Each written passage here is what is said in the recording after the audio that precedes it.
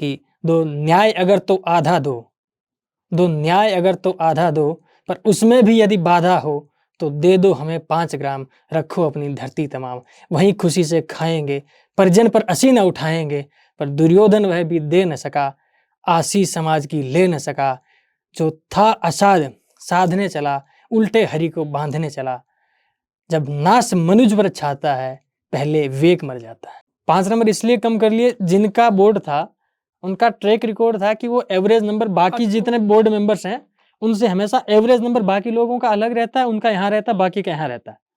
तो मैंने बताया कि सर मैं सीआईएसएफ में हूँ, और अभी मैंने एम्फेसाइज करके बोला कि सर अभी मैं छत्तीसगढ़ के बस्तर जिले में इस जगह में पोस्टेड हूँ, कि शायद उस नक्सलाइट एरिया, हाँ नक्सलाइट एरिया, उससे कुछ क्वेश्चंस आए हैं। मैं इंटरव्यू को अपने हिसाब से घुमाना चाह रहा था, लेकिन वो 40 साल का एक्सपीरियंस है उनको, तो नहीं फंसे मेरे जाल में, तो उन्होंने शिफ्ट कर लिया। मध्यम परिवार का एक लड़का जिसके लिए सरकारी नौकरी एक सपना थी, शिक्षक पिता, बड़े भाई, बड़ी बहन और दोस्तों के सानिध्य में रहकर जमकर मेहनत की और पहले ही प्रयास में सीआईएसएफ में सब इंस्पेक्टर बन गया। इनकी बड़ी बहन भी सीआईएसएफ में सब इंस्पेक्टर है। नक्सली क्षेत्र में तैनाती के बावजूद इस मेहनतकश युवा ने आरएएस बनने की ठानी, जिसकी एक वजह मां की इच्छा भी थी। सीआईएसएफ की हार्ड नौकरी करते हुए जैसे तैसे बचे खुचे टाइम को मैनेज किया, पढ़ने के लिए समय निकाला और जुट गया तैयारी में। 2018 की भर्ती में मुख्य परीक्षा में बैठा, लेकिन फाइनल सिलेक्शन नहीं हुआ। लेकिन मजबूत इरादों के साथ अटल ये नौजवान रुका नहीं और 2021 में 218 रैंक के साथ सेलेक्ट हो गया। नाम है घनश्याम बिश्नोई, ठिकाना है बीकानेर जिले का गांव रोड़ा। नमस्कार, मैं Brijmohan Ramawat, talk with BMR में आपका स्वागत है।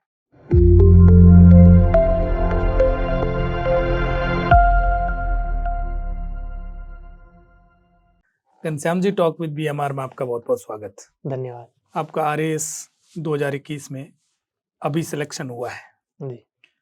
हालांकि रिजल्ट आया हुआ तो समय हो गया, पर चूंकि आप अपनी ड्यूटी पर थे और इंटरव्यू लेने में थोड़ी सी देरी हो रही है, तो आज हम कहाँ से बात शुरू करेंगे, बताओ। बात मेरे हिसाब से तो आप कहीं से भी कर सकते हैं, आपको जो पर्टिकुलर फील्ड लगता है कि मैं इस चीज़ से पूछना चाहूँ। आपकी प्राइमरी एजुकेशन कहाँ हुई? प्राइमरी एजुकेशन मैं 10वीं तक अपने गांव से पढ़ा, गवर्नमेंट स्कूल में। गांव कौन सा आपका? नोखा में, रोड़ा गांव है जी। नोखा तहसील है, रोड़ा गांव है। और 12वीं 11वीं मैंने बायो से की नोखा तहसील के छोटनाथ स्कूल से, जो उस टाइम का नोखा तहसील का सबसे बड़ा स्कूल होता था गवर्नमेंट फील्ड में। और उसके बाद मैं ग्रेजुएशन करने के लिए गया बीएचयू में। 3 साल मैंने बीए ऑनर्स करी फ्रेंच लिटरेचर में, जो कि अब कभी कभी वो डर भी लगता है बताने में लोगों को कि फ्रेंच लिटरेचर से ग्रेजुएशन करके आए। लोगों की एक्सपेक्टेशन, आप किसी से बात करते हो, किसी को बताते हो, तो एक्सपेक्टेशन उनकी ये होती है कि ये आदमी, एक तो उनके मन में थोड़ा रेपुटेशन जैसा फील आता है, तो थोड़ा अपना क्वेश्चन का जो लेवल होता है वो भी बढ़ा देते हैं जी। और किसी ने चलते चलते फ्रेंच में कुछ पूछ लिया, तो हम बात कर रहे हैं हिंदी में या मारवाड़ी में, किसी लैंग्वेज में बात कर रहे हैं, अचानक किसी ने फ्रेंच का 2 लाइन फेंक के मार दी बीच में, तो अचानक से एक बार तो सारे चक्षु खुल जाते हैं कि इसने क्या पूछ लिया है, क्योंकि वो रेगुलर रही नहीं। ग्रेजुएशन में 3 साल में बेसिक चीज़ें पढ़ी, और जो 8वीं 10वीं के बच्चों को हम हिंदी इंग्लिश के हिसाब से पढ़ाते हैं, ग्रामर, जिसमें स्पोकन तो हम हिंदी के इस माहौल में रहते हैं इसलिए हिंदी आदमी बोल लेता है, बाकी हिंदी की बोलने की प्रैक्टिस हम करवाते नहीं। तो वैसा ही हमारे वहाँ था, 2 साल तो बेसिक ग्रामर पढ़ी जी। फिर 3rd ईयर में जाके थोड़ी स्पोकन का कुछ टेस्ट होता था, कुछ प्रैक्टिस होती थी, तो थोड़ी बहुत उस टाइम सीखी थी। और अब लगभग 8 साल हो गए, आज 7.5 साल, उसके बाद से कभी फ्रेंच से वास्ता रहा नहीं। जी। अच्छा, 11th-12th में सब्जेक्ट क्या रहा आपके पास? 11th-12th में बायो का स्टूडेंट रहा हूँ, क्योंकि अच्छा, साइंस और फिर फ्रेंच। उसके पीछे एक कहानी है कि मेरे बड़े भाई हैं जी। तो उनके कई सारे दोस्त जेएनयू में बीएचयू में पढ़ते थे, तो उनको देख के मेरे भाई ने बोला कि यार मेरी तो ग्रेजुएशन चल रही, मैं तो 2-3 साल पीछे जा नहीं सकता, और तू चला जा, तू भी तैयारी कर बीएचयू में या जेएनयू में जा, एक बड़ी केंद्रीय विश्वविद्यालय से पढ़, जिनका इंडिया में फर्स्ट सेकंड थर्ड रैंकर जो यूनिवर्सिटीज़ हैं, वहाँ जाओ तो कई तरह के लोगों से मिलोगे और जो तुम्हारा थिंकिंग लेवल है वो थोड़ा बढ़ेगा। इस जो अपने आसपास की नॉर्मल जो डे बाय डे की जो सोच है उससे थोड़ा और तुम आगे बढ़ पाओगे। तो वही मेरे वहाँ जाने के पीछे उन्हीं का मोटिवेशन था। फिर तैयारी करी, एग्ज़ाम दिया, एंट्रेंस एग्ज़ाम। अब उसमें फ्रेंच लेना मेरी एक मजबूरी हो गई थी, क्योंकि एंट्रेंस एग्ज़ाम में मेरी रैंक काफ़ी कम थी। तो कॉम्बिनेशन में जो टॉप रैंकर्स थे उनको अच्छे अच्छे सब्जेक्ट जो जिनको मानते हैं ग्रेजुएशन में, इकोनॉमिक्स हो गया या जियोग्राफी हो गया, पॉलिटी हो गया, ये जो सब्जेक्ट है वो टॉप रैंक वाले अपना लेके बैठ गए किनारे। फिर जो बचा कुचा था हमारे हाथ आया। अच्छा, आपको केंद्रीय विश्वविद्यालय में पढ़ना है इसलिए हाँ। आपने फ्रेंच में भी? हाँ, मेरे को बस ये टारगेट था कि मेरे को पढ़ना, भाई ने थोड़ा मोटिवेट कर दिया था। तो मुझे भी लगा कि भाई जाते थे कभी जेएनयू में, कभी बीएचयू में अपने दोस्तों के साथ 10 दिन 8 दिन घूमने जाते थे, तो उनकी फ़ोटोज़ देखता था। फिर वो आके कहानी सुनाते थे कि हम वहाँ गए, वहाँ ऐसे लोगों से मिले, फिर वहाँ वो आदमी आया हुआ था बड़ी सेलिब्रिटी, उसका ये प्रोग्राम था, वहाँ हमने वो अटेंड किया। फिर पता चला वो जेएनयू का स्टूडेंट रहा है हाँ, या फिर वो बीएचयू का रहा है या फिर वो बीयू का रहा है। हाँ, तो ये चीज़ें मुझे थोड़ी अट्रैक्टिव लगी। एकदम आपका बैकग्राउंड है वो ग्रामीण है जी। आप बिल्कुल घर से निकले, सीधा ऐसी जगह पहुंचे जहां पर थिंकिंग लेवल अलग, वहां का लिविंग स्टैंडर्ड अलग। समय लगा आपको एडजस्ट करने में?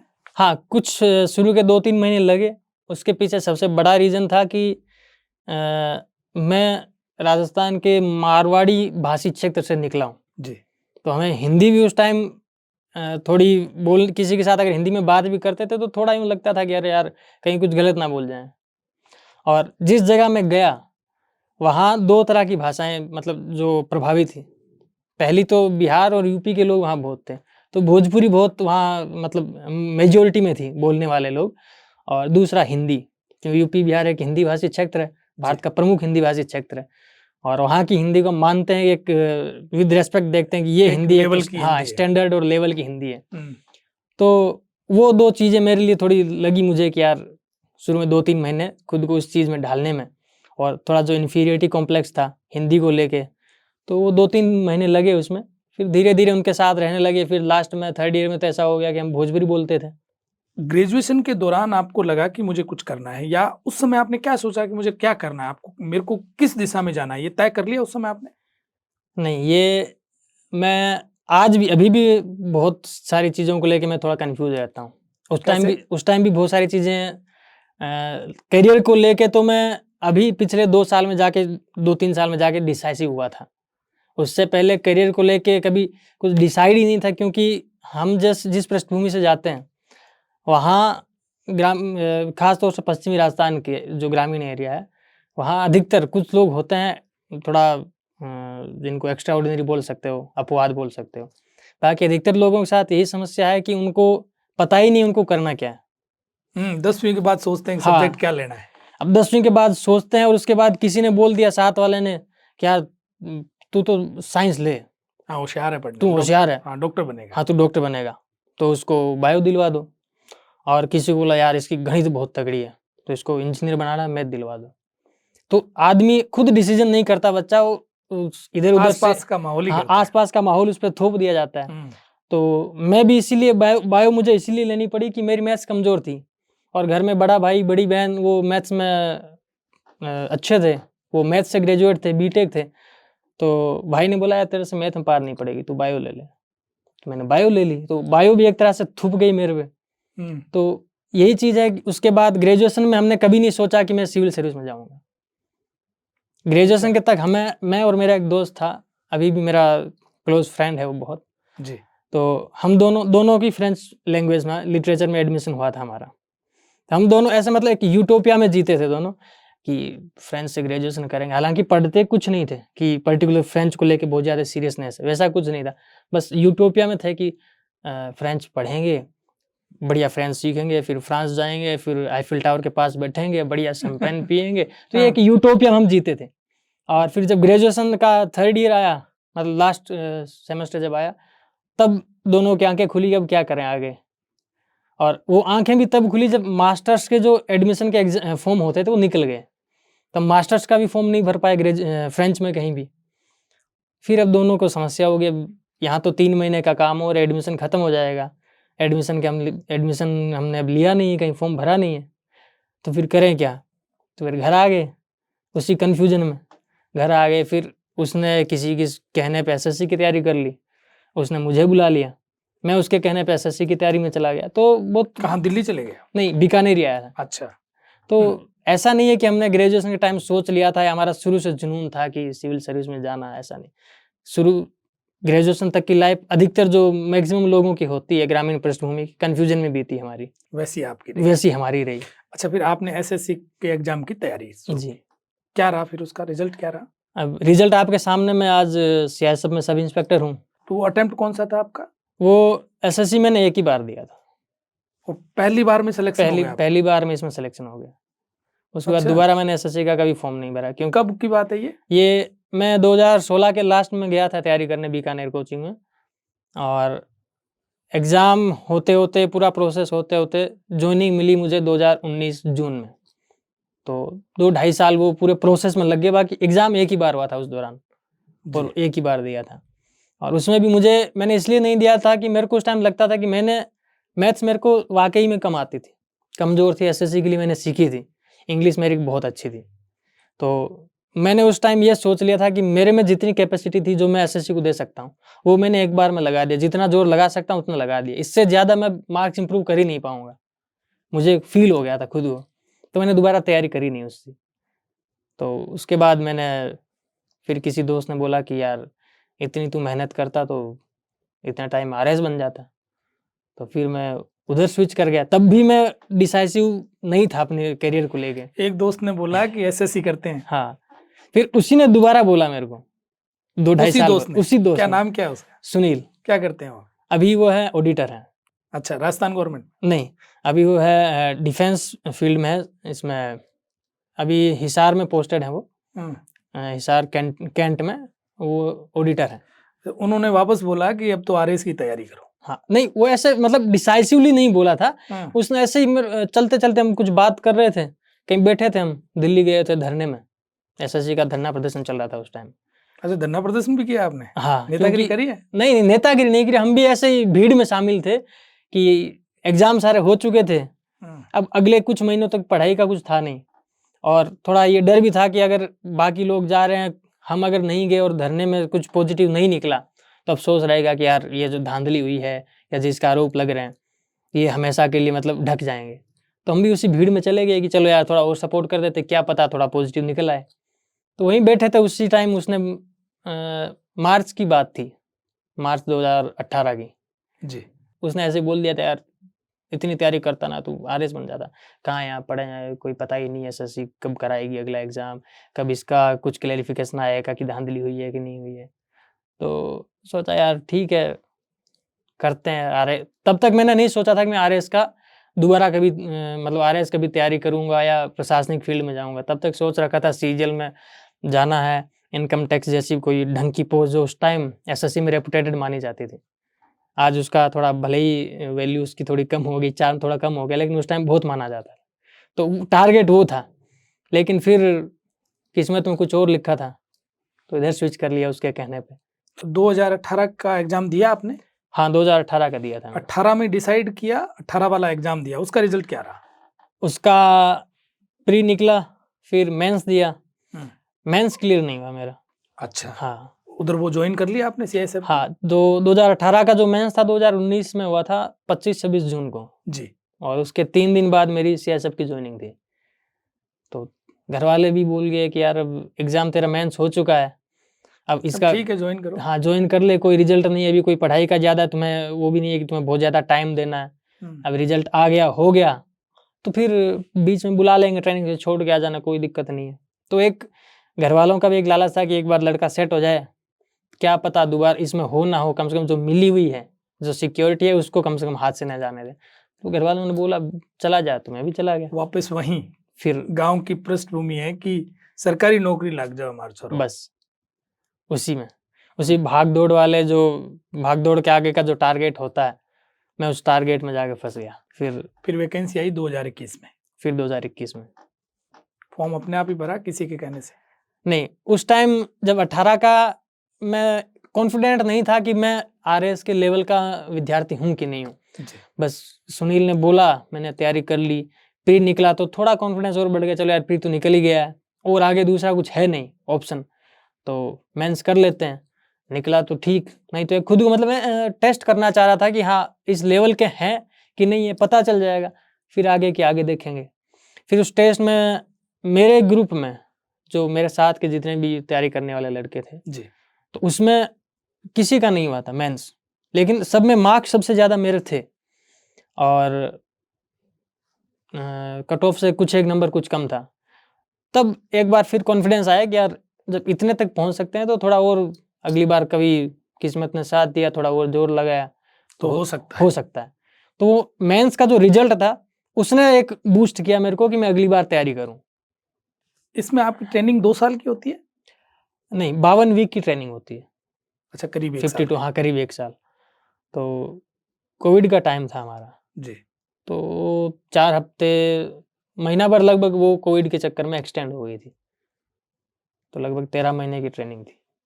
पैरामिलिट्री फोर्स या मिलिट्री फोर्स, इसमें समय मिलता नहीं है पढ़ने का। सही भी बात है।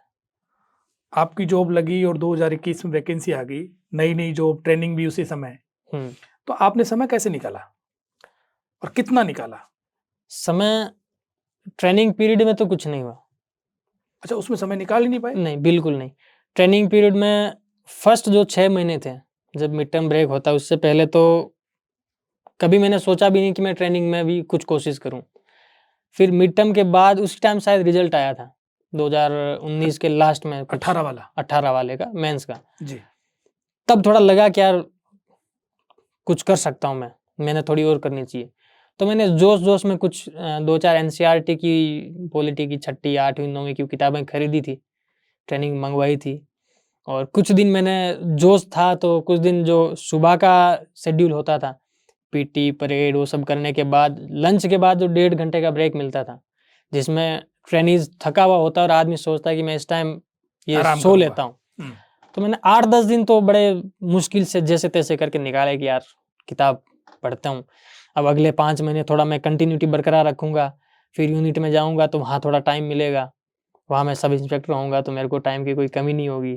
तो एक वहम था मन में, तो फिर ये कंटिन्यूटी में उसको और मतलब बहुत बढ़िया कर सकता हूँ। सब इंस्पेक्टर का मतलब तो अफसर? हाँ, तो वो अफसर वाला फील मन में लगता था कि अभी ट्रेनिंग है ना, तो ट्रेनिंग में तो इतना भाव देते नहीं कोई। फिर अफसर बनूंगा तो फिर अफसर बनूंगा तो फिर टाइम मिलेगा, फिर मेरे हिसाब से लोग चलेंगे, अब मैं पढ़ लूंगा। अब मैं पढ़ लूंगा। तो 8-10 दिन करी कोशिश, फिर अब दोपहर में सो नहीं रहे हो, सुबह एकदम रिगरस ट्रेनिंग करके आप आ रहे हो, थके हुए हो, और फिर शाम को फिर क्लास में जाना है, वेपन निकालना है, आपको क्लास अटेंड करनी है वेपन की या कोई और। फिर शाम को फिक्स है कि गेम पीरियड में आपको जाना ही है, गेम खेलना ही है, तो उसमें भी इन्वॉल्व रहना है कि आप बैठ के 1 घंटा शाम को रिलैक्स कर सको, वैसा कुछ नहीं है। तो शाम को 7 बजे तक आप बिजी हो और खाना खा के फिर सो जाओ, सुबह 4 बजे आपको उठना ही है। तो 10 एक दिन बाद मैंने भी हथियार डाल दी, यार छोड़ो अब। जुलाई 20 में आप कैंपस में गए, सही है? हाँ। उसके बाद आपने मेंस लिखा, तब तक रोजाना कितने घंटे समय निकालते थे आप पढ़ने के लिए? पढ़ने के लिए मेन तैयारी शुरू करी थी मैंने दोबारा 21 से। 21 में जब वैकेंसी की आहट आई कि बात चर्चाएं चली कि वैकेंसी आने वाली है जी, तब धीरे धीरे शुरू किया। 4 घंटा एवरेज, आप 4 घंटा मान लो, कभी 3 घंटा कभी 5 घंटा, बाकी एवरेज 4 घंटा लगभग रोजाना? रोजाना नहीं, वीक में 4 दिन या 5 दिन। अच्छा, उसमें 1-2 छुट्टी रह जाती थी? हाँ, छुट्टी नहीं, उसमें क्या ड्यूटी चेंज होती है, जैसे आप शेड्यूल रोटेशन जो बना होता है। आज नाइट ड्यूटी करके आए हो, सुबह 6 बजे आके सोए हो, आपको 12 बजे उठ के वापस 1 बजे ड्यूटी जाना है, तो एक दिन वो निकल गया। फिर अगले दिन आप रात को 10 बजे आके सोए हो, सुबह आपको 4 बजे ड्यूटी जाना है, तो फिर शाम को आप थके हुए आओगे 2 दिन की, फिर शाम को आप कुछ नहीं कर पाओगे। तो वो वीक में 2 या 3 दिन वो ऐसे निकल जाते थे। तो ग्रेजुएशन आपकी फ्रेंच से हुई, उसका आपको फायदा आरएएस में मिला नहीं? नहीं, 2 साल वो कह सकते हैं 11th 12th वाले जो बायो के, वो छोटा मोटा काम आया होगा। वो काम आया। पर इधर जो आपने केवल 2021 के बाद जो तैयारी करी, या आपने एसएससी के लिए जो तैयारी की, हाँ, उसमें से इंग्लिश काम आई। इंग्लिश काम आई, हाँ, मैथ्स मैथ्स भी कुछ, हाँ, रीजनिंग रीजनिंग कुछ पार्ट जो क्वेश्चंस, कह सकते हाँ हैं। बिल्कुल। ड्यूटी के दौरान राइटिंग की तैयारी कैसे की आपने? ये थोड़ा अब कई लोगों के मतलब मेरे बारे में ये लगेगा अगर मैं ये बात बोलूंगा, फिर भी बोल देता हूँ कि कुछ ज्यादा बढ़ा चढ़ा के बात कर रहा है, जब सिलेक्शन हो गया नहीं, थोड़ी लोगों को फेंक कुछ भी रहा है। लगे, आपने जो रियल किया वो लेकिन जो बताओ। रियलिटी ये है कि मैं जब वहाँ था यूनिट में, छुट्टी मैंने जब मेंस के लिए ली थी, उससे पहले मैं जब यूनिट में था, मैंने कभी शायद ही मैंने कोई पेन चलाया हो कोई टेस्ट लिखने के लिए। अच्छा, हाँ, पेन मेरा चलता था सिर्फ जो ऑन ड्यूटी जो भी काम होते थे उसके लिए पेन चलता था। कभी ब्रीफिंग लिख दिया, कभी कुछ लिख दिया, तो उससे थोड़ा हाथ का मूवमेंट था कि हाँ ठीक है, हाथ चल लेगा एक पेज। इसके अलावा कोई तैयारी नहीं? इसके अलावा रिटर्न की कोई प्रैक्टिस नहीं थी। कोई टेस्ट सीरीज भी नहीं ज्वाइन किया उस समय आपने? नहीं, उस समय मेरे लिए टेस्ट सीरीज ज्वाइन करना पॉसिबल भी नहीं था। पॉसिबल था लेकिन वो थोड़ा वायबल नहीं था। बस मेरा इतना टारगेट था कि जितना सिलेबस है मैं कवर कर लेता हूँ पहले, उसके बाद जब छुट्टी लेके जाएंगे महीना 1.5 महीना, जितना एग्ज़ाम नज़दीक आएगा, जब जितनी छुट्टी मिलेगी उस टाइम जो सिचुएशन रहेगी फोर्स की, जितनी छुट्टियाँ मिलेगी उस टाइम सिर्फ टेस्ट सीरीज देंगे। अच्छा, आपने रिटर्न प्रैक्टिस उसी समय करी? और थोड़ी अजीब सी बात यह है कि मैंने उस टाइम भी नहीं करी। मैं छुट्टी लेके आया, महीना भर छुट्टी लेके आया, और महीना भर मैं उसके बाद थोड़ी दिक्कत हो गई थी, मेडिकल रेस्ट में था। तो अच्छा। हाँ, फिर जब मैं छुट्टी लेके आया तो मैंने लाइब्रेरी ज्वाइन करी। कुछ दिन में 8-10 दिन पढ़ा, ये सोच के कि एक बार पहले थोड़ा थोड़ा सिलेबस, जो तैयारी वाला मोड होता है, आसपास के लोगों को देख के उनके बराबर में आ जाऊं, उसके बाद मैं टेस्ट लिखूंगा। फिर मैं 8-10 दिन पढ़ा, फिर गया एक दिन टेस्ट देने। तो कोचिंग्स के, कोई भी कोचिंग के टेस्ट जो होते हैं वो टेस्ट सीरीज एक पर्टिकुलर वे में चलती है कि आज इस सब्जेक्ट का, कल इस सब्जेक्ट का, 3 दिन बाद इस सब्जेक्ट का, पर्टिकुलर आपको उनके उस शेड्यूल के हिसाब से तैयारी करनी है। तो आप अपने हिसाब से तैयारी नहीं कर रहे हो, कोचिंग सीरीज का टेस्ट सीरीज जो है उसके हिसाब से तैयारी होती है।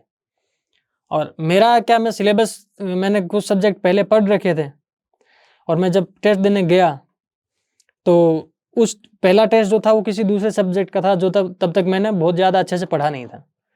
तो फिर मैं गया टेस्ट देने, 3 महीने, जितने पिछले 3 महीने में थोड़ा बहुत पढ़ा था जी। वो लिखा, और लगा कि हाँ 3 घंटे में पेपर कंप्लीट हो रहा, 10-15 मिनट बच रहे हैं, और हाथ अपना रुक नहीं रहा, जितने दिमाग में चीज़ें हैं वो अपने पेन के माध्यम से कॉपी में आ रही है।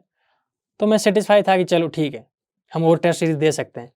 फिर कुछ दिन बाद गया एक और देने, तो उस बार जब टेस्ट देने गया तो जो चीज़ें मैंने पढ़ी थी नोट्स में वो सारी टेस्ट सीरीज में थी उस टेस्ट में।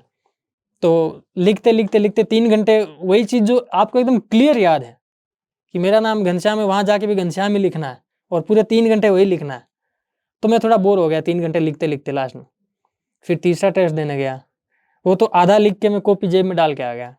तो उनका हाथ अपना काम कर रहा है, थॉट अपने जितने दिमाग में होंगे वो हम कॉपी में रख के आ जाएंगे, इतना कॉन्फिडेंस आ गया। उसके बाद मैं टेस्ट सीरीज देने कभी नहीं गया, सिर्फ 2.5 टेस्ट लिखे मैंने।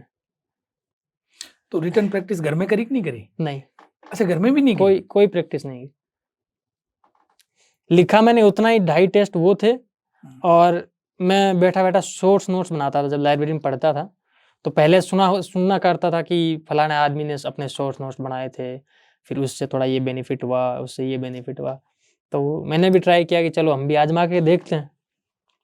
तो फिर मैंने शॉर्ट्स नोट्स जो बनाए तो उसमें जितना टाइम लगा मेरे को, मतलब घंटा आधा घंटा डेली जितना लिखते था मैं, वो उतना ही मेन प्रैक्टिस वही थी। मेरे पास इतना टाइम नहीं था कि मैं कोई ऑथेंटिक किसी राइटर की पर्टिकुलर सब्जेक्ट से बुक उठा के लाऊं, फिर उसमें से मैं कुछ पढूं। तो मुझे चाहिए था एकदम जो क्रिस्पी जो टाइप का होता है कि हाँ ऊपर से क्रीम निकाल के आपको ला के रख दी, वो क्रीम चाहिए थी। कोचिंग्स में वो नोट्स हैं जिन्होंने सबका कंपाइल करके एक क्रीम बना रखी है, आपको उसको। अच्छा, केवल आपने उसी को ही पढ़ा? हाँ, आपने मेंस लिखा, लिख करके जब बाहर आए तो आपको लगा कि मेरा क्लियर हो जाएगा?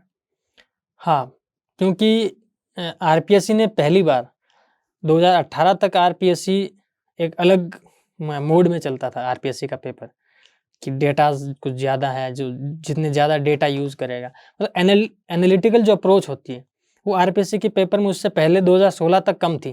थोड़ा बहुत 18 में किया, लेकिन तब तक मैं उसके लिए तैयार नहीं था। इस बार जो पेपर का जो अप्रोच थी वो यूपीएससी को थोड़ा फॉलो करने की कोशिश करी आरपीएससी ने। अच्छा। और मेरी थोड़ी वो अप्रोच ठीक थी, मुझे डेटा कम याद रहते हैं, तो मेरी वो अप्रोच ठीक थी। तो जब पेपर दे के निकला तो इतना कॉन्फिडेंस था कि हाँ मेंस क्लियर हो जाएगा और ठीक ठीक नंबर से क्लियर हो जाएगी कि मैं इंटरव्यू के लिए, मतलब इंटरव्यू के बाद में फाइट कर पाऊंगा, कि कोई लास्ट वाली, इतना कॉन्फिडेंस नहीं था कि स्टेट सर्विस में कोई मिल जाएगी, लेकिन ये था कि कोई सबॉर्डिनेट में भी मिल जाएगी, लेकिन फोर्स निकल के सिविल में आने का एक रास्ता बन जाएगा, इतना उस टाइम कॉन्फिडेंस था। अच्छा, इंटरव्यू में कितने नंबर मिले आपको? इंटरव्यू मैं इंटरव्यू देने गया तब मेरी एक्सपेक्टेशन थी कि यार उससे पिछले साल मतलब 75-80 के आसपास नंबर बहुत लोगों के थे 2018 में। तो मैं जब गया तो मैं ये सोच के चल रहा था कि 70 के आसपास नंबर हमें दे दें तो 100% कोई ना कोई पोस्ट मिल जाएगी। फिर मैं जैसे इंटरव्यू देने गया, बोर्ड उस सब का डिसाइड कर दिया कि ये 8 आदमी इस बोर्ड में बैठेंगे, तो उस बोर्ड में सेकंड हाफ में सबसे पहला नंबर मेरा था। तो 2 बोर्ड थे उस टाइम, एक इस साइड रूम था, दूसरा इस साइड।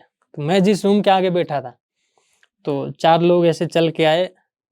मैं आरपीएससी मेंबर में से एक की शक्ल पहचानता था, वो ये मैडम थी, कुमार विश्वास की पत्नी? नहीं तो संगीता आर्या जी, निरंजन आर्य की पत्नी। हाँ। बस उनको मैंने फोटो देखा था, लेकिन एक रह जाता याद कि उनकी एक शक्ल याद थी। और उस टाइम शायद संगीता आर्या मैडम और एक दूसरे, में उनका नाम नहीं लूंगा, तो वो दो ही उनका बोर्ड चलता था उस टाइम। तो एक महिला थी, 2-3 पुरुष थे, चारों में से चल के आए, मेरे आगे से निकले, रूम में चले गए जिस रूम में मेरा होना था जी। तो मैं इतना तो श्योर हो गया कि संगीता आर्या मैडम नहीं है। तो फिर मेरे दिमाग में थॉट चलने लगे कि कौन आदमी आया है। तो मैंने अपने खुद के 5 नंबर कम कर लिए कि अब तो 65 नंबर आ जाए तो बहुत है। फिर मैं बोर्ड में गया, इंटरव्यू दे के निकला। क्यों ऐसा, क्यों आपने 5 नंबर कम क्यों किए? 5 नंबर इसलिए कम कर लिए, जिनका बोर्ड था उनका ट्रैक रिकॉर्ड था कि वो एवरेज नंबर बाकी जितने बोर्ड मेंबर्स हैं उनसे हमेशा एवरेज नंबर बाकी लोगों का अलग रहता है, उनका यहाँ रहता है, बाकी का यहाँ रहता है। अच्छा। मार्क्स देने में। तो मैंने खुद 5 नंबर वो कम कर लिए कि जो डिफरेंस है वो मैंने अपने आप कंज्यूम कर लिया कि हाँ ये इतना एज्यूम मैंने कर लिया कि ये तो आएगा ही आएगा 5 नंबर कम। तो फिर मैं इंटरव्यू देने गया। इंटरव्यू देने में दे के जब मैं निकला तो बाहर मेरा 2 दोस्त खड़े थे, पूछा, बोला कि कैसा हुआ? तो मैं उनको पहली बात ये बोला कि इस बार नहीं होगा, क्योंकि मुझे जो क्वेश्चंस पूछे गए थे वो क्वेश्चंस ऐसे थे कि आदमी जब सिविल सर्विस का इंटरव्यू देने जाता है, बाकी ये चीज़ तो उन पर डिपेंड करती है, वो कुछ भी पूछ सकते हैं, उनका विवेकाधिकार है, उनको अलग अलग फील्ड्स टाइप से टेस्ट करना होता होगा, वो भी उनकी एक स्ट्रेटेजी रही होगी। बाकी जो क्वेश्चंस पूछे गए तो मैं एक्सपेक्ट नहीं कर रहा था कि इस लेवल पे इस तरह के क्वेश्चन पूछेंगे। और जिस फील्ड में कमज़ोर था कि डेटा, आपको अगर इंटरव्यू में बैठ के डेटा पूछने लगे तो मैं उस चीज़ में, डेटा मेरा शुरू से कमज़ोर रहा, तो मैंने खुद को मान लिया कि अपनी नैया डूब गई। लेकिन डेटा को छोड़ के जितने जो एनालिटिकल क्वेश्चन होते हैं, सिचुएशनल क्वेश्चन होते हैं, या बाकी करंट के कुछ क्वेश्चन होते हैं, उनमें से जो क्वेश्चन ढंग के क्वेश्चन जो पूछे गए थे मैं उसमें उसके आधार पे इतना मान रहा था कि 55 नंबर देगा, 55 से ज़्यादा नहीं देगा। लेकिन जब रिजल्ट आया तो सबसे पहले तो मार्क्स जारी नहीं होते, रिजल्ट आया। मेरे साथ सबसे बड़ी कमी है, मैंने आज तक अपना रिजल्ट खुद पहले कभी नहीं देखा। मेरा रिजल्ट हमेशा मेरे दोस्त देखते हैं। एसएससी में था तब मेरे 2 दोस्त थे, एक सुनील और एक और है चेतन। कोई नोटिफिकेशन आया, रिजल्ट आया, कुछ भी, वो दोनों फ़ोन करके बोलते थे कि ये रिजल्ट आ गया है, और उनके पास मेरे रोल नंबर रहते हैं, वो देख के बता देंगे कि तुम्हारा ये रिजल्ट रहा है। उसके बाद मैं देखूंगा कि हाँ ठीक है, ये जो बोल रहे हैं वो वेरीफाइड है। तो जब आरएस का रिजल्ट आया तो मेरा दोस्त एक दिनेश रात को 11 बजे के आसपास आया था, और मैं उस टाइम ड्यूटी में था, सो रहा था प्लांट में, मतलब चेकिंग करने के बाद 2-3 घंटे का जो गैप होता है उसमें सो रहा था। तो नींद तो आई नहीं, क्योंकि उस दिन ये था कि आज रिजल्ट आने वाला है। तो इंतज़ार करते करते 7 बज गए, 8 बज गए, बजते बजते लगभग 10:30-11 हो गई, तो मैं सो गया यार, 2 घंटा सो लेते हैं, फिर चेकिंग में जाना है। तो फिर उसी टाइम उसका फ़ोन आया कि रिजल्ट, उसने भी मेंस दिया था, उसने भी इंटरव्यू दिया था, बोला तेरा हो गया। तो उसने पीडीएफ भेजी, मैंने नाम देखा, पूछा नहीं आपने रैंक कौन सी आई है? तो मैंने रैंक वैंक कुछ नहीं बोला, उसने इतना बोला कि तेरा हो गया। तो इसका तो मतलब आपने ये समझ लिया कि आपका नहीं हुआ है, वो हाँ, उनका नहीं हुआ है। हाँ, आपने मैं समझ गया था, पूछा नहीं आपने? मैंने पूछा नहीं, अच्छा। क्योंकि मेरी पूछने की हिम्मत नहीं है, क्योंकि मुझे, जैसे मेरे दोस्तों को मेरे पे जैसा कॉन्फिडेंस है, हम्म, मुझे उस पे कॉन्फिडेंस था, और बहुत सारे हमारे ग्रुप में जितने भी लोग हैं, सबको उस पे कॉन्फिडेंस था कि इसका तो इसका होगा ही होगा। 100% होगा, और इसका बाकी जितने भी लोग हैं उससे बेटर रिजल्ट इसका आएगा। हम्म, लेकिन होता है कि डेस्टिनी को कुछ और मंजूर होता है, तो वो नहीं हुआ उसका। तो फिर मैंने देखा, फिर मैंने दोबारा एक दूसरे दोस्त को पीडीएफ भेजी, मैंने कहा देख कि ये रोल नंबर चेक करिए, मेरा आएगा।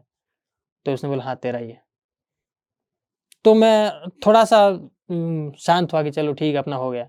लेकिन दूसरी साइड वो थोड़ा ये भी दुख था कि दोस्त का नहीं हुआ। दोस्त का नहीं हुआ, हम्म, और उसकी रैंक काफ़ी थोड़ी पीछे रह गई थी। तो समझ में भी नहीं आ रहा था कि क्यों नहीं हुआ, क्या रीज़न हो सकता है, क्योंकि हम दोनों की अप्रोच सेम है, और एग्ज़ाम की जो अप्रोच थी पेपर की, वो भी सेम थी। अब कहाँ कमी रह गई या कहाँ किस्मत में कोई मात खा गया, तो समझ में नहीं आया। तो थोड़ा दुख भी था, और मिली-जुली सी प्रतिक्रिया थी।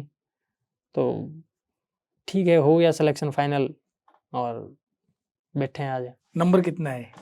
हाँ, इन नंबर वाली बात मैं भूल गया। हम्म, तो जब मार्क्स जारी हुए, तब 218 रैंक में मैं सैटिस्फाइड था कि यार अपने उम्मीद से काफ़ी अच्छी रैंक आ गई। तो मुझे लगा कि यार इंटरव्यू में जितना मैंने सोचा था उतना बुरा तो नहीं हुआ। मैं आदमी को ऐसे ही थोड़ा बुरा बोल रहा था, नंबर ठीक दिए। लेकिन जब रिजल्ट आया उसका, मार्क्स जारी हुए, तो भी उसी ने, दिनेश ने भेजे दोबारा स्क्रीनशॉट लेके कि ये तेरे मार्क्स हैं, देख ले। तो उसमें 41 मार्क्स थे। अच्छा, ऐसे कौन से सवाल थे जो आप नहीं बता पाए, नहीं, ऐसा या उन्होंने नंबर कम देने के पीछे का क्या कारण रहा होगा? अब उसके पीछे तो मैं कुछ कमेंट नहीं कर सकता, क्योंकि अब आरपीएस एक वैधानिक संस्था है, उसमें मैं कमेंट करूं तो ठीक नहीं। लेकिन मुझे जो कमियां लगी कि एक क्वेश्चन का आंसर मैं गलत दे गया था। क्या एक, सवाल था वो? अब उसके पीछे भी ये था कि एक मैडम ने कुछ पूछा कि आपको करंट में जो न्यू एजुकेशन पॉलिसी आई है, उसमें पर्टिकुलरली SC ST को लेकर क्या प्रावधान है। अच्छा। हाँ, तो मैं विद रिस्पेक्ट मैंने सॉरी बोला, और मैं बोला मैडम पर्टिकुलरली इनके रेस्पेक्ट में क्या है वो मुझे नहीं पता, लेकिन हाँ उसकी मोटा मोटी प्रावधान ये ऐसे प्रावधान है कि 5+3+3 का कुछ कॉन्सेप्ट है, फिर 360 डिग्री इवेल्युएशन का है। तो ऐसे 2-4 चीज़ें मैंने बताई। तो मैडम बोली ठीक। तो तभी एक दूसरे जो मेंबर थे, चेयरमैन, उन्होंने पूछा कि 5 राजस्थान की जनजाति के नाम बताओ। तो 5 जनजाति मैंने बता दी। फिर पूछा कि सबसे बड़ी जनजाति कौन सी है। तो वहाँ अब इसको किस्मत खराब कह लो या कुछ भी कहो, उससे एक दिन पहले दैनिक भास्कर के फ्रंट पेज पे उसमें आगे लिख रखा था भारत की सबसे बड़ी जनजाति भील। तो मेरे दिमाग में वो भारत हट गया, वो उतनी चीज छप गई मेरे दिमाग में कि जबकि मुझे पता है फैक्चुअली डेटा के बेस में, मेरे को पता है कि राजस्थान की सबसे बड़ी जनजाति कौन है, लेकिन वो भारत हट गया। वो जो लास्ट के 4 वर्ड थे मेरे दिमाग में छप गए और मैं बोल गया। तो उन्होंने पूछा कि आपका आधार क्या है, कि कहाँ-कहाँ पाए जाते हैं ये, भील कहाँ पाए जाते हैं, मीणा कहाँ पाए जाते हैं। तो मैंने बाय डिस्ट्रिक्ट बता दिया, और जैसे मैं बाय डिस्ट्रिक्ट बताना मैंने शुरू किया, तो तब आया मुझे कि नहीं, तब ये तो मुझे नहीं है। रियलाइज हो गया कि मैं गलत कर गया। हाँ, लेकिन अब मेरे को आधार पूछ लिया, तो अब कॉन्फिडेंस तो दिखाना था, वहाँ मैं गलती कर गया। अब मैं उस टाइम अगर सॉरी बोल के मैं शिफ्ट कर लेता, तो वो शायद वो नेगेटिव नहीं जाता। तो हाँ, मेरे दिमाग में छपा हुआ था भास्कर का। तो मैं बोला सर मेरे को डेटा एग्जैक्ट याद नहीं, लेकिन कल ही की न्यूज़ है, दैनिक भास्कर के फ्रंट पेज पे छपी है कि सबसे बड़ी जनजाति भील। तो मेरा आधार मेरे को वही याद है, और मेरे को डेटा अभी मैं याद नहीं कर पा रहा हूँ। तो बोला ठीक है। तो मुझे उस टाइम लग गया कि कुछ मार्क्स मेरे यहाँ कट गए।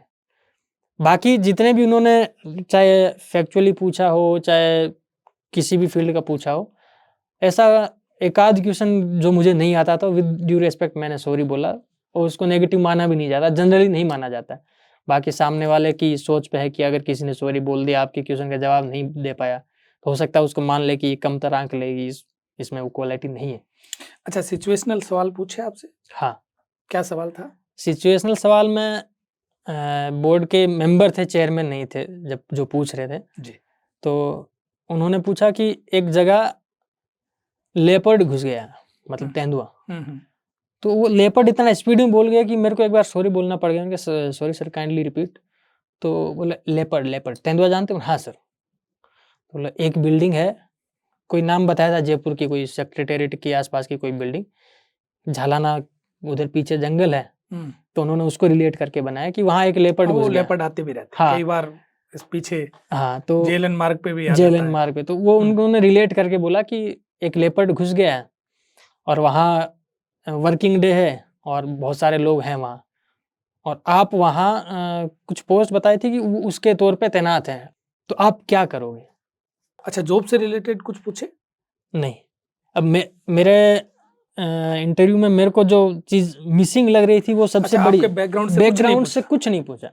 उससे पहले क्या ये स्क्रिप्ट ट्रांसक्रिप्ट आती रहती है कि भाई आज की उनका बोर्ड था, इस आदमी का इंटरव्यू था, उसको ये चीजें पूछी है, और ऊपर लिखा होता था कि ये अभी ये पटवारी है, अभी इस पोस्ट में काम कर रहा है, और इसको इस टाइप के क्वेश्चन पूछे थे। तो लगभग बैकग्राउंड से पूछते हाँ, बैकग्राउंड से पूछते हैं, और मैं भी अपना बैकग्राउंड पूरा तैयार कर चुका था। तो ना मेरे को 12th का पूछा, क्यों सब्जेक्ट, क्या सब्जेक्ट थे, क्यों थे, ग्रेजुएशन कहाँ से की, क्यों करी, उस सब्जेक्ट का अभी क्या रोल है, वैसा कुछ नहीं पूछा। अभी क्या कर रहे हो, वैसा कुछ नहीं पूछा। बस एक बार पूछा कि अच्छा आप सब इंस्पेक्टर हो, तो कौन से डिपार्टमेंट में हो? तो मैंने बताया कि सर मैं CISF में हूँ, और अभी मैंने एम्फेसाइज करके बोला कि सर अभी मैं छत्तीसगढ़ के बस्तर जिले में इस जगह में पोस्टेड हूँ, कि शायद उस नक्सलाइट एरिया। हाँ, नक्सलाइट एरिया, उससे कुछ क्वेश्चंस आए हैं। मैं इंटरव्यू को अपने हिसाब से घुमाना चाह रहा था, लेकिन वो 40 साल का एक्सपीरियंस है उनको, तो नहीं फंसे मेरे जाल में, तो उन्होंने शिफ्ट कर लिया। फिर एक मेंबर ने पूछा कि आप छत्तीसगढ़ में पोस्टेड हैं? तो मैंने कहा हाँ सर। तो बताओ छत्तीसगढ़ का मुख्यमंत्री कौन है? तो मतलब दिमाग में दो प्रतिक्रियाएं थी। एक तो यार क्या सवाल पूछा, ये कोई सवाल है पूछने वाला कि मुख्यमंत्री कौन है, प्रधानमंत्री कौन है? लेकिन दूसरा ये भी था कि चलो छत्तीसगढ़ की तरफ आ रहे हैं, धीरे धीरे मेरे फील्ड में आ रहे हैं। तो मैंने जवाब दिया कि सर ये बघेल जी हैं। बोले कौन सी पार्टी के हैं? तब थोड़ा कॉन्फिडेंस आया, धीरे धीरे और छत्तीसगढ़ में घुस रहे हैं, तो मैंने बता दिया ये पार्टी से हैं। तो इतना पूछ के तुरंत शिफ्ट कर गए सिचुएशनल क्वेश्चन में। उनको लगा इसमें तो हाँ, अब उनको जहां जहां लगा कि ये आदमी स्ट्रॉन्ग है, उन्होंने तुरंत स्विच कर दिया, और जहां लगा कि इसको थोड़ा सा कॉन्फिडेंस नहीं है इस चीज में, तो वहां पूरा एम्फेसाइज किया उन्होंने। तो लेकिन ये था कि कॉन्फिडेंस लेवल कोई भी अगर चेक करता तो कॉन्फिडेंस लेवल में ठीक था, लेकिन कुछ जैसे वो भील वाला, वो जनजाति वाला क्वेश्चन गलत हो गया था। तो हो सकता है एक आधा और कोई ऐसा क्वेश्चन जो उनको लगा हो, उनके हिसाब से सूट नहीं हुआ, या गलत मैं बोल गया हूँ, मुझे अभी याद नहीं आ रहा हो, तो ये भी हो सकता है। लेकिन मार्क्स से मेरे को जितने आए थे, मैं काफ़ी निराश हुआ उसके बाद। तो उसके तब तक 218 रैंक में मैं सेटिस्फाइड था, लेकिन जब मार्क्स आए तब यूँ फिर मैं कंपेयर करने लगा, इतने मार्क्स आते तो मैं यहाँ अच्छा, होता। आपको 60 मार्क्स मिल जाते तो आपकी रैंक क्या होती? 50 के आसपास, 50 या मैं 60 के आसपास। लोगों को तो 75 नंबर भी दिए गए। अलग अलग लोगों की क्वालिटी होती है, एक आदमी की खुद की क्वालिटी होती है, दूसरा सामने वाले जो चाह रहा है निकालना, दोनों की अगर वाइब्स मैच हो जाती है तो मार्क्स अपने आप ऊपर चले जाते हैं। अब दोनों के थॉट्स या जो फील्ड ऑफ थिंकिंग है वो अगर नहीं मिला तो मार्क्स डाउन हो जाएंगे। अच्छा, दोस्त ने आपको फोन किया जब रिजल्ट आया, फिर आपने किसको फोन किया? फिर जिस दिनेश से बात हो चुकी थी, उसके बाद वो उसने फ़ोन किया, रिजल्ट बताया, इसलिए उससे बात होगी।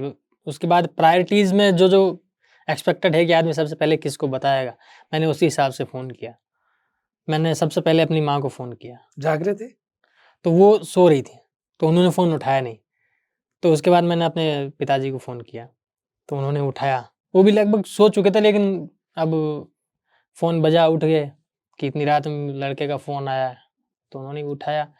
तो मैंने बताया, उनको आइडिया नहीं था आज रिजल्ट आ रहा है? उनको आइडिया था, दिन में याद था, लेकिन शाम को काम में बिजी हो गए, फिर भूल गए और सो गए, क्योंकि गांव में आदमी जल्दी 9 बजे 9:30 बजे तक सो जाता है।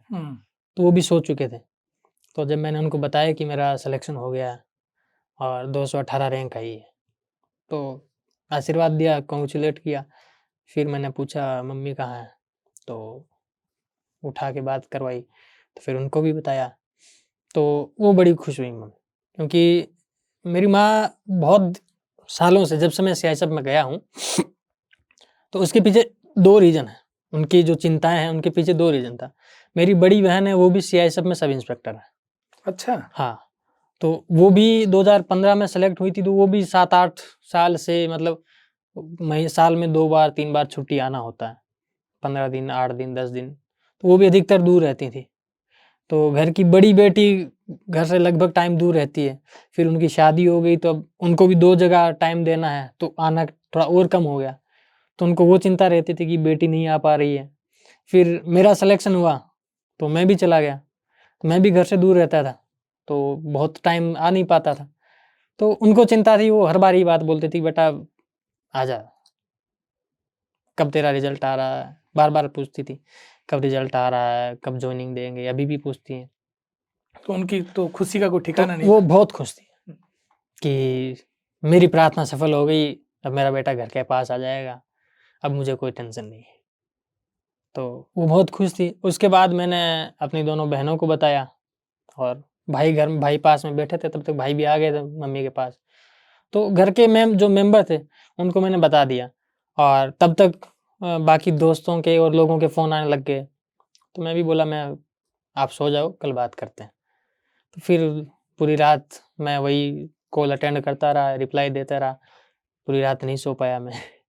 तो एक खुशी भी थी, खुशी का जोश भी था, तो पूरी रात निकल गई बिना सोए, और सबसे ज़्यादा मम्मी को खुशी थी। तो मुझे भी इस चीज़ की खुशी है कि घरवाले, मेरी माँ स्पेशली इस चीज़ से बहुत खुश है। उनकी जो बहुत सालों से जो चिंताएँ अटकी हुई थी, वो कम से कम एक बार के लिए दूर हो गई। अब आगे क्या हो, क्या नहीं हो अलग बात है, लेकिन एक बार के लिए वो सारी चिंताएँ दूर हो गई। तो बस वो खुशी थी मेरी। अच्छा, परिवार के बारे में और बताओ, पिताजी क्या करते हैं आपके? पिताजी टीचर हैं मेरे। अभी अक्टूबर 31 सितंबर को रिटायर हुए हैं। अच्छा। हाँ, गवर्नमेंट टीचर थे, तो 30-35 साल, 40 साल के लगभग अध्यापन का कार्य किया उन्होंने। और उसके बाद माँ हैं, तो जैसे गाँव के परिवार में होता है, सारी ज़िम्मेदारियाँ, कमा भले ही कोई रहा हो, लेकिन जो घर की पूरी ज़िम्मेदारियाँ हैं, रिश्ते, नाते, घर परिवार बाँध के रखना, वो सारी चीज़ें माँ निभाती है। हाउसवाइफ़ हैं। और उसके बाद बड़े भाई, वो टीचर हैं, वो पिताजी की लेगेसी आगे लेके जा रहे हैं। और उनके साथ-साथ भाभी मेरी, वो भी टीचर हैं। और उसके बाद जो मेरी बड़ी बहन है, वो सब इंस्पेक्टर हैं। हुँ। और मेरे बड़े जीजा जी, वो भी सब इंस्पेक्टर हैं। सीआईएसएफ में वो भी? हाँ, अच्छा। दोनों एक साथ। और उसके बाद मेरी एक और बहन है, वो अभी तैयारी कर रही हैं। और जो जीजा हैं, वो जो मेरा दोस्त था सुनील, वो मेरा जीजा है आज। अच्छा, क्या बात है! तो हाँ, ये दोस्ती रिश्तेदारी में बदल गई। वो हाँ। ऑडिटर हैं, और उसके बाद मैं। तो आपकी शादी हुई कि नहीं हुई? नहीं, अभी नहीं हुई। अब क्या इरादा है आपका? मेरा अभी कोई ऐसा भी नहीं है कि मेरे को अभी तुरंत करनी है, और ऐसा भी नहीं है कि मेरे को नहीं करनी है। मैंने घरवालों पे छोड़ रखा है। आज तक मैंने मना किया था, आज तक नहीं हुई, उसके पीछे रीज़न मैं था कि मैं जब तक राजस्थान में नहीं आ जाता, तब तक मुझे नहीं करना। अब हम थोड़ी-सी सीआईएसएफ की बात कर लेते हैं। आपकी ड्यूटी बस्तर में नक्सलाइट एरिया है। हाँ जी। आपकी फर्स्ट पोस्टिंग वही है? नहीं, मैं पहली मेरी पोस्टिंग थी भोपाल में, बीएचईएल भोपाल में। अच्छा, हाँ, तो प्लांट में? प्लांट में, भेल का प्लांट था, हुँ। और वहाँ लगभग मैं 2.5 साल रहा। तो जब मेंस मैंने दिया था, तब मैं, मेंस का रिज़ल्ट जब आया था, इंटरव्यू कॉल जो हुआ था, तब तक मैं बीएचईएल में था। अच्छा। हाँ, उसके बाद पिछले साल मैं अप्रैल में चला गया बस्तर, वहाँ पोस्टिंग हो गई, वहाँ स्टील प्लांट है। तो जब इंटरव्यू मैंने दिया, इंटरव्यू की जो मेरी पूरी प्रिपरेशन हुई थी, वो मैंने बस्तर में जितना हो सकता था बेस्ट, मैंने वहाँ वो प्रयास किया। तो दोनों रिज़ल्ट अलग-अलग जगह आए, और दोनों की जर्नी थोड़ी, मेंस की जर्नी बीएचईएल में थी, और इंटरव्यू की जर्नी बस्तर में थी। अच्छा, इस सीआईएसएफ की लाइफ कैसी है? पैरामिलिट्री के पॉइंट ऑफ व्यू से आप बताऊँ, आपने जो जहाँ पर जॉब करी है, मुझे तो वही बता दो। मैं कंपैरिजन करके बताऊंगा तो थोड़ा किसी कोई भी समझने वाला होगा उसको थोड़ा आसान होगा समझने में कि पैरामिलिट्री में जितनी भी 5-6 पोस्ट हैं उनमें सबसे जो आरामदायक मानी जाती है, सिविल से कंपैरिजन नहीं कर सकते आराम में, लेकिन इन पैरामिलिट्रीज में 5-6 फोर्स में जो आरामदायक है वो सीआईएसएफ है, जिसमें थोड़ा स्ट्रेस कम होता है, वर्कलोड थोड़ा कम होता है। जैसे बजाय बीएसएफ, आईटीबीपी, सीआरपीएफ। अब सीआरपीएफ है तो उसको 24 घंटा नक्सलियों से हर टाइम आमना सामना होता ही रहता है उनका, तो वो उनका वर्क कल्चर थोड़ा हमसे बहुत हार्ड है और हमारा वर्क कल्चर थोड़ा है वो अलग है। जो फील्ड ऑफ वर्क है हमारा है, जो केंद्र सरकार की जो इंस्टॉलेशंस हैं या किसी प्राइवेट सेक्टर ने केंद्र सरकार की संस्तुति पे कोई इंस्टॉलेशन की सिक्योरिटी की जिम्मेदारी दी है, तो मेन इंडस्ट्रीज जहाँ से सरकार को या इंडस्ट्री को रेवेन्यू प्राप्त होता है तो वहाँ उसको हम सिक्योर करते हैं। तो एयरपोर्ट में देख लो, चाहे मेट्रो में देख लो, या सी पोर्ट्स जितने हैं भारत के बड़े बड़े, तो सारे सीआईएसएफ के अंडर में हैं। और जो कोल माइंस हैं बड़ी बड़ी, या ओएनजीसी जैसी गैस एजेंसीज जो कंपनियां हैं, उनके जितने बड़े बड़े इंस्टॉलेशंस हैं वो सब सीआईएसएफ के अंडर में। भारत सरकार के जितने भी उपक्रम हैं, हाँ हाँ लगभग, कि जिसमें अच्छा खासा रेवेन्यू है जो सीआईएसएफ को झेल सकती है। क्योंकि एक बड़ी अलग सी बात जो सीआईएसएफ की है कि बाकी जितनी पैरामिलिट्री है वो अपनी सैलरी सरकार से लेती है और ये उस इंस्टीट्यूट से लेती है, ये सीआईएसएफ खुद कमाती है। सीआईएसएफ उस इंडस्ट्री को सिक्योर करती है, उसको जितना ज़्यादा प्रॉफिट होगा तो सीआईएसएफ का जो लाइफ है उस इंस्टॉलेशन में वो थोड़ी बढ़ेगी। कि अगर कोई कंपनी घाटे में जा रही है तो सीआईएसएफ को पर मंथ सैलरीज, उसकी मेडिकल फैसिलिटी, रेजिडेंशियल जो जितनी भी फैसिलिटीज हैं वो कम होती जाएगी। हाँ, अगर घाटे में जाएगी वो कम होती जाएगी या स्ट्रेंथ कम करती जाएगी और संख्या कम करती जाएगी तो बेनिफिट कम होंगे।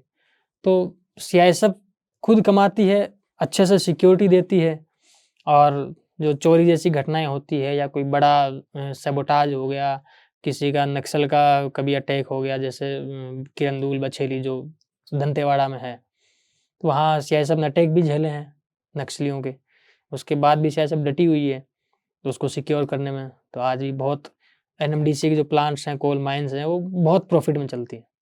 तो उसके पीछे एक रीजन मैं ये मानता हूँ कि सीआईएसएफ उसके पीछे एक बड़ा रीजन है कि नक्सल एरिया के एकदम गढ़ में वहाँ प्रोडक्शन करना और बिना नक्सलियों के डर के इतने बड़े लेवल पे प्रोडक्शन करना और उससे रेवेन्यू निकालना भारत सरकार के लिए, तो वो सीआईएसएफ की वजह से वो पॉसिबल हुआ है।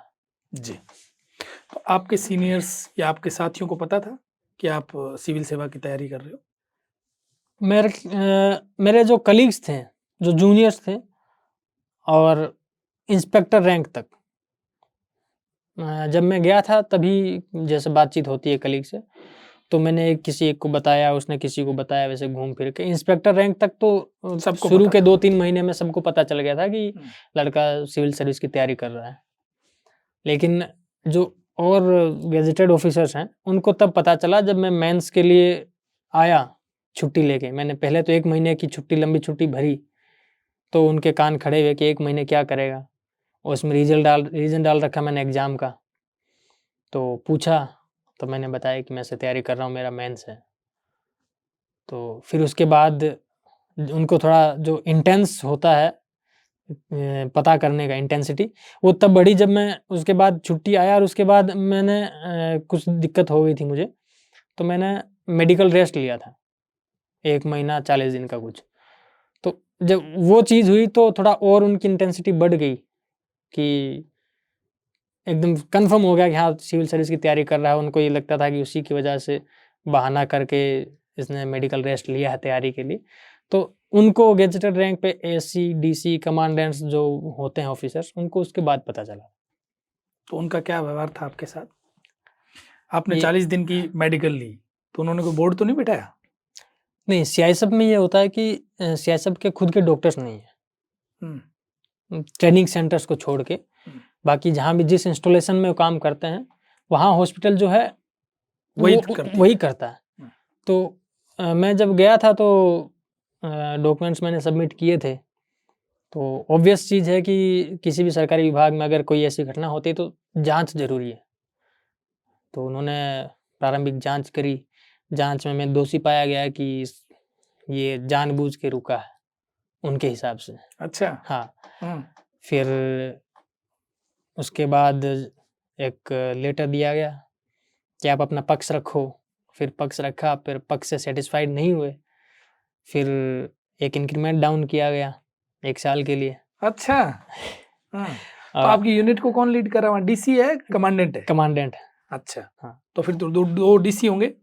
उस टाइम डीसी एक ही थे और एक AC कमांडेंट, एक डीसी और एक एसी। हाँ, एसी उस टाइम 3 थे। 3 एसी थे। हाँ। तो उन्होंने जांच करी। जांच में उन्होंने पाया कि डॉक्यूमेंट में ये कमी है उनके हिसाब से, तो उन्होंने कंसिडर नहीं किया उसको। इंस्पेक्टर था जांच करने वाला? हाँ। और उसके बाद उस पर डिसीजन लेता है असिस्टेंट कमांडेंट। असिस्टेंट कमांडेंट ने डिसीजन लिया कि भाई इसके दस्तावेजों में ये कमी है, जानबूझ के ये इसने मेडिकल बनाया है, अतः इसको एक इंक्रीमेंट 1 साल के लिए विदाउट क्यूमुलेटिव इफेक्ट रोका जाता है। हाँ, रोका जाता है, डाउन कर दिया गया। तो उसके बाद मैंने अपील करी कमांडेंट महोदय को। तो कमांडेंट महोदय ने डिसीजन लिया कि जो असिस्टेंट कमांडेंट ने इसमें डिसीजन दिया है वो सही है। और आप अपना कुछ पॉइंट लिखे थे जो विभागीय भाषा में, तो उन्होंने कुछ उसमें ऑब्जर्वेशन भी डाले और बोले ठीक है। तो फिर मैंने डीआईजी महोदय को उनको अपील करी रिव्यू पिटीशन।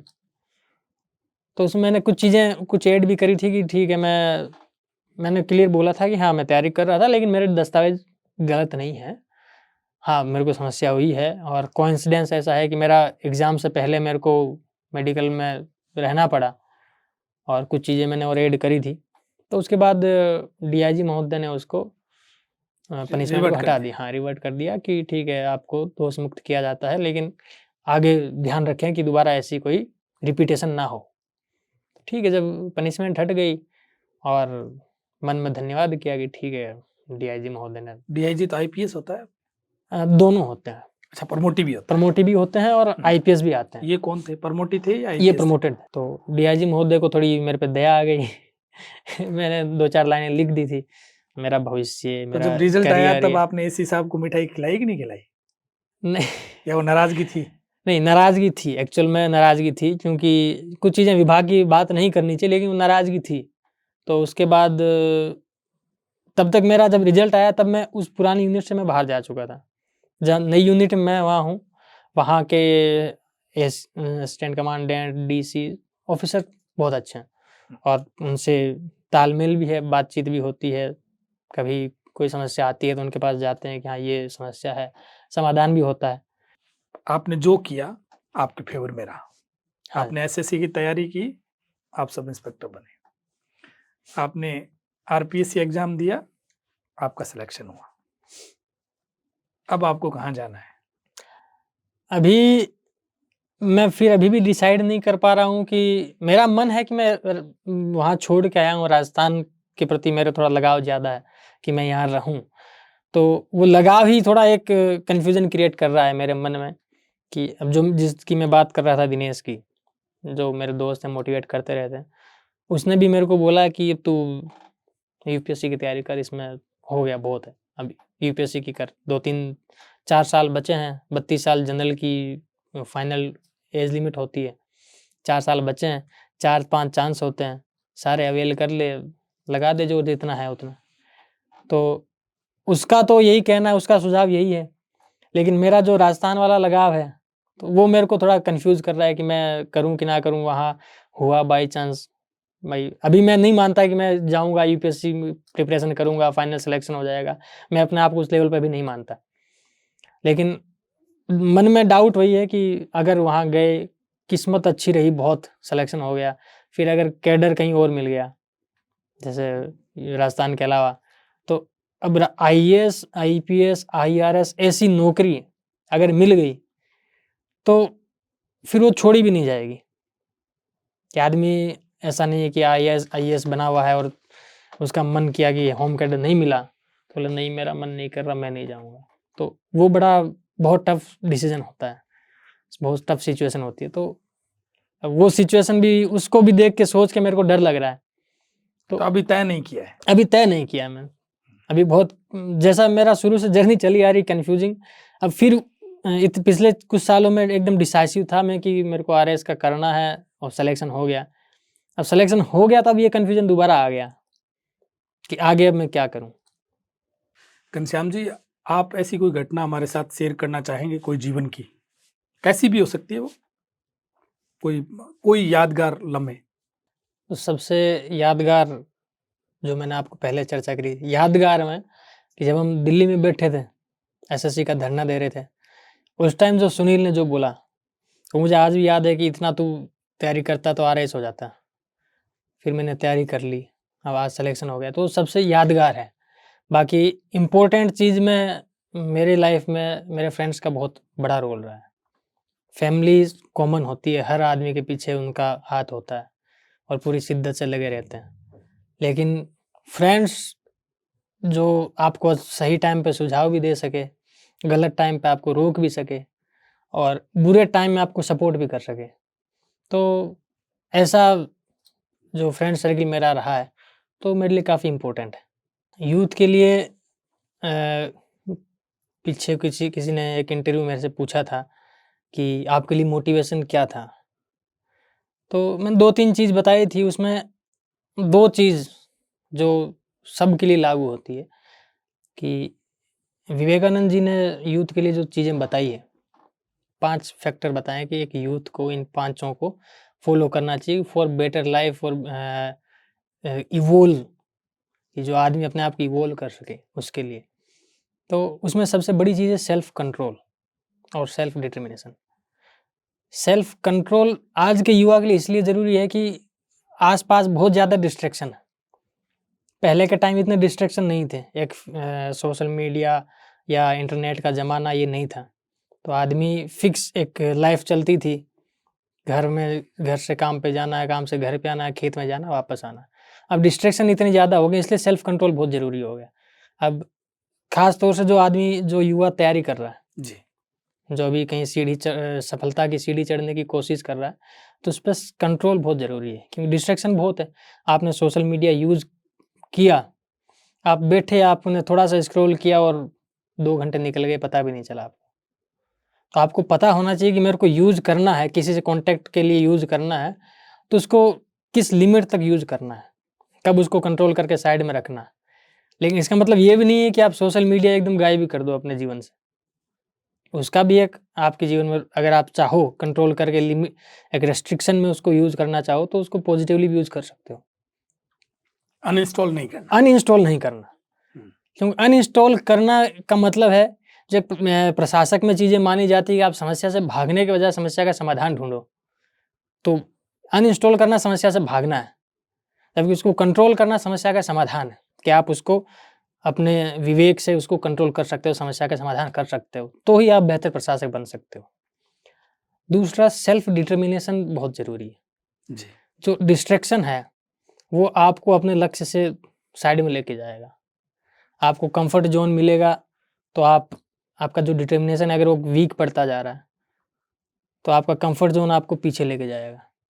तो आप अपने कंफर्ट जोन से निकलो और जिस चीज़ के लिए आप लगे हो उसके पीछे एकदम डिटरमाइन होके उसके पीछे पड़ो कि हाँ, मेरे को ये करना है, बाकी चीज़ें अलग हैं। आपको कई सारी चीज़ें ज़रूरी है, जैसे आपको अगर कुछ शौक डेवलप करना चाहिए, जैसे इंटरव्यू में पूछते हैं कि आपकी हॉबी क्या है, हालांकि मेरे से नहीं पूछा, लेकिन बहुत सारे लोगों से पूछा कि आपकी हॉबी क्या है, तो हॉबी डेवलप करो। या तो आप कोई स्पोर्ट्स खेलो, अगर स्पोर्ट्स नहीं है तो कुछ लिटरेचर टाइप के कुछ पढ़ने का शौक डेवलप करो। यानी कहने का मतलब है कि आपके उसके अलावा, किताबों के अलावा मनोरंजन ज़िंदगी में होना चाहिए। दोस्तों के साथ बैठो, मनोरंजन में आप कभी महीने में 1 आध बार मूवी देखने चले जाओ, और सिलेबस से अलावा कोई किताब पढ़ लो, या डेली किसी को स्पोर्ट्स में इंटरेस्ट है तो उसको कम से कम दिन में 1-2 घंटा खेल के आओ, तो दिमाग का जो बर्डन है किताबों वाला, वो उसमें धीरे-धीरे दूर होता जाता है। मतलब कमरे में बंद नहीं रखना। कमरे में बंद रहना मतलब आप जेल में बंद हो, हम्म, आपकी एफिशिएंसी डाउन होती जाएगी। आपका दिमाग एक ही तरीके से सोचेगा। दिमाग जैसे एक टमटम का घोड़ा जिसको बोलते हैं, कि आँख के साइड में लगा दिया, वो एक ही दिशा में देख रहा है, आस-पास क्या हो रहा है उसको कोई मतलब नहीं, सीधा उसको उसी दिशा में दौड़ना है। तो आप टमटम का घोड़ा बनने के बजाय बाकी जो चीज़ें हैं उनको देखो, उनको एंजॉय करो, लेकिन उसमें खोना नहीं है। टारगेट फिक्स होना चाहिए कि आपको करना क्या है, लेकिन बाकी चीज़ों में खोने के बजाय उनका लिमिटेड, रेस्ट्रिक्टेड, कंट्रोल्ड वे में उनका यूज़ करो। जी। और नहीं करने में सबसे बड़ी चीज़ मैं मानता हूँ कि युवा सबसे ज़्यादा खो रहा है नशे में। जो सबसे ज़्यादा बर्बाद कर रहा है इस पीढ़ी को, वो नशा है, सोशल मीडिया नहीं है। तो त्याग करना है तो नशे का करो। हाँ, त्याग करना है तो नशे का करो, हम्म, और कुछ ग्रहण करना है तो बहुत सारी चीज़ें हैं पॉजिटिव। आपको कहीं से भी आप पॉजिटिव इंस्पिरेशन या पॉजिटिव थॉट्स कहीं से भी ले सकते हो, और जहाँ से मिलता है वहाँ से ले लेना चाहिए। लेकिन नशा जहाँ भी मिलता है उससे साइड में हटो, उसका त्याग करो। मेरा अंतिम सवाल, इस के पीछे आपके प्रेरणा स्रोत आपके परिवार वाले तो रहे ही रहे हैं, जी। इसके अलावा आप श्रेय किसको देना चाहेंगे? श्रेय में हमने बीच में कई बार चर्चाएं कर ली है। परिवार के अलावा फ्रेंड्स, जो जी। मैंने 2-3 नाम बताए उनका, टीचर्स। और टीचर्स का भी एक पर्टिकुलर किसी एक टीचर को मैं नहीं बोल सकता कि इसने मेरे को शुरू से मोटिवेट किया। स्कूलें चेंज होती है, कॉलेज चेंज होते हैं, तो टीचर भी चेंज होते रहते हैं। तो हर टीचर का जिन से मैं आज तक पढ़ा हूँ, हर फील्ड में थोड़ा थोड़ा उनका रोल रहा है। इंग्लिश मेरी अच्छी है तो उसमें इंग्लिश के मेरे टीचर थे स्कूल टाइम में, पांडे सर, उनका भी रोल है। कि उसके बाद मैं किशोर सर के पास पढ़ा कुछ महीने, 2-3 महीने इंग्लिश, तो उनका भी इंग्लिश में रोल रहा है। तो हर टीचर का थोड़ा थोड़ा रोल रहता है। पर्टिकुलर मैं किसी एक को डिनोट नहीं कर सकती, इसकी वजह से मैं ये सब कर गया। हर टीचर का मेरी ज़िंदगी में जिनसे पढ़ा सबका रोल है। और थोड़ा जो मोटिवेशन, जो लोग मोटिवेशनल स्पीकर्स को सुनने जाते हैं, मैं वहाँ से मोटिवेट होके आ गया, वो किताब पढ़ ली वहाँ से मोटिवेट हो गया। तो मेरे लिए मोटिवेशन ये था कि मैं अब्दुल कलाम आज़ाद जी को मैंने पढ़ा, उनकी 2-3 किताबें, जिसमें विंग्स ऑफ फायर जो वर्ल्ड फेमस है, बहुत लोग पढ़ते हैं उनको। तो उसकी एक लाइन जो मैंने अभी कुछ दिन पहले इंटरव्यू वहाँ भी मैंने बोली थी, कि उसमें एक लाइन है जो मैंने इंग्लिश में पढ़ी थी, तो मैं उसको हिंदी में बता देता हूँ जी। कि असफलता से घबराना नहीं है। अगर कोई राख का ढेर है तो उस राख के ढेर में से आपको चिंगारी ढूंढनी है। चिंगारी उसी राख के ढेर में है, आपको राख हटानी है और चिंगारी को ढूंढना है। मतलब असफलता का जो ढेर लगा है उससे घबराने के बजाय उसको साइड में करते जाओ, उसको डिस्ट्रैक्ट मत हो। जो मेन चीज़, आपका टारगेट फिक्स होना चाहिए, वो चिंगारी मेरे को निकालनी है, तो चिंगारी आपको मिलेगी। घनश्याम जी, इस इंटरव्यू को खत्म करें उससे पहले आपकी एक किताब है फेवरेट, जिसका नाम है रश्मि रत्ती, जी रामधारी सिंह दिनकर की। जी। 4 लाइन में कोई सुनना चाहूंगा उसकी। भगवान श्री कृष्ण जब दुर्योधन के पास गए थे, कौरवों के दरबार में पांडवों के लिए न्याय मांगने, तो उन्होंने वहाँ कुछ लाइन्स बोली थी, वो मेरे को आज भी याद है कि दो न्याय अगर तो आधा दो, दो न्याय अगर तो आधा दो, पर उसमें भी यदि बाधा हो तो दे दो हमें 5 ग्राम, रखो अपनी धरती तमाम, वहीं खुशी से खाएंगे, परिजन पर असी न उठाएंगे। पर दुर्योधन वह भी दे न सका, आशीष समाज की ले न सका, जो था असाध साधने चला, उल्टे हरि को बांधने चला। जब नाश मनुज पर छाता है, पहले विवेक मर जाता है। क्या बात है। तो ये मेरी फेवरेट लाइन है। मैंने ज़िंदगी में सबसे पहली बुक भी यही पढ़ी थी, जो लिटरेचर मेरा इंटरेस्ट बढ़ा, उसके पीछे भी यही लाइन्स और यही किताब थी और यही राइटर थे। शानदार पंक्तियां। घनश्याम जी, आप हमारे यहाँ पधारे, आपका बहुत बहुत आभार। धन्यवाद, आपने अपना समय दिया, मौका दिया मुझे बोलने का। धन्यवाद जी।